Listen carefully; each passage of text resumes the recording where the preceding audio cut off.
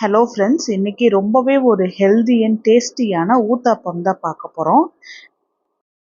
அரிசி மாவில் தான் நம்ம ஊத்தாப்பம் ரெடி பண்ணியிருப்போம் இல்லையா. இன்னைக்கு நான் சோளம் மாவில் நல்ல டேஸ்டியான ஊத்தாப்பம் எப்படி செய்யறதுன்னு தான் நான் காமிச்சிருக்கேன். இதோட ஃபுல் வீடியோ லிங்க் கீழே நான் பின் பண்ணியிருக்கேன்.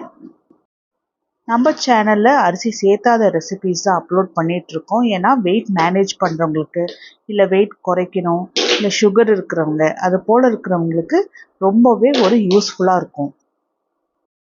கஷ்டமே இல்லாமல் எப்படி வெயிட் ரெடியூஸ் பண்ணுறதுன்னா அதுக்கு ஒரே ஒரு ட்ரிக்கு தான்.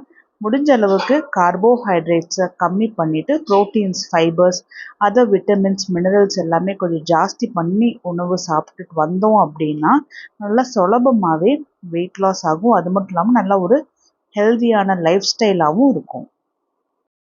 இது போல் ரெசிபீஸுக்கு நம்ம சேனலை மறக்காமல் சப்ஸ்கிரைப் பண்ணிக்கோங்க.